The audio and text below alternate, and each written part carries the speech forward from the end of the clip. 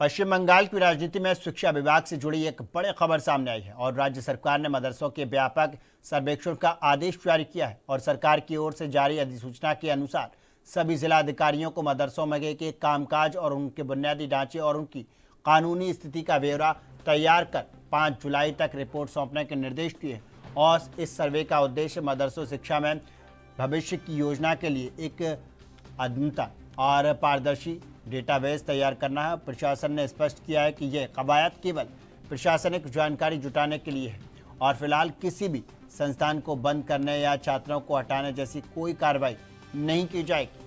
और इससे पहले राज्य सरकार द्वारा मदरसों में वंदे मातरम का गायन अनिवार्य करने के फैसले के बाद से ही राज्य में राजनीतिक सुगबुगाहट बनी हुई है। और इसी खबर पर ज़्यादा जानकारी के लिए हमारे साथ में हमारे वरिष्ठ सहयोगी अशोक जुड़ चुके हैं। अशोक, क्या कुछ जानकारी है? जिस तरह से पश्चिम बंगाल में जब से बीजेपी की सरकार बनी है लगातार ताबड़तोड़ कार्रवाई की जा रही है और अब निशाने पर हैं मदरसे और मदरसों का सर्वेक्षण किया जाएगा, वहां पर देखा जाएगा कितने बच्चे पढ़ रहे हैं। तो क्या कुछ जानकारी है इस पर? बिल्कुल गुलरीत जी। जिस तरह मदरसे वेस्ट बंगाल में बनाए गए हैं और बच्चे जो तालीम लेते हैं और तालीम लेके बड़े बड़े मौलाना और विद्वान भी बनते हैं वहाँ के बच्चे। लेकिन जिस तरह नई सरकार बनी, नई सरकार ने गाइडलाइन जारी किया है कि जो मदरसे बने हैं मदरसे का क्राइटेरिया क्या है।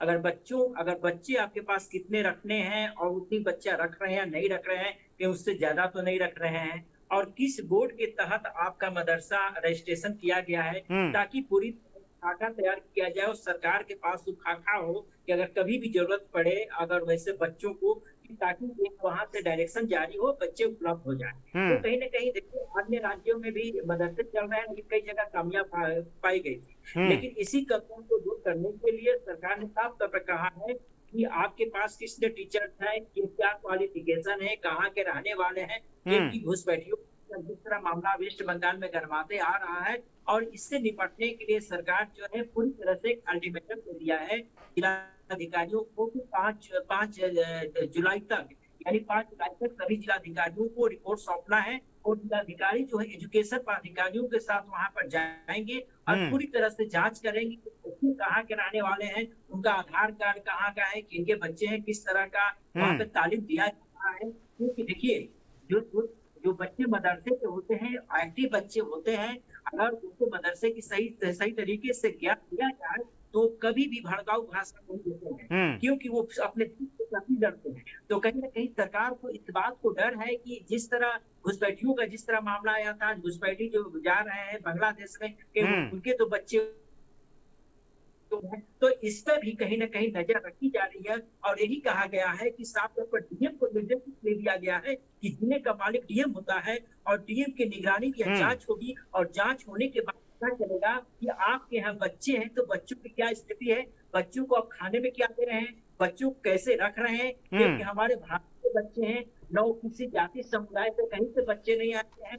बच्चे को जो आप तालीम देंगे वो बच्चे सीखेंगे। कहीं ना कहीं ये है कि इससे जो है मदरसा संचालक हो या मौलवी साहब हो, हाजी जी हो, उनको किसी प्रकार का विवाद नहीं होना चाहिए। उनको एक तरह जो सरकार ने जो मांगा है डाटा, उस डाटा को सौंपना चाहिए और पूरी तरह से जांच की कमेटी है उनको उनके साथ मिलकर उनको जांच करवानी चाहिए। अगर कहीं दिक्कत कहीं परेशानी है, ताकि अपने परेशानी को तो हो सकता हो कि सरकार उसको समाधान करने का प्रयास करेगी। गुलरेज।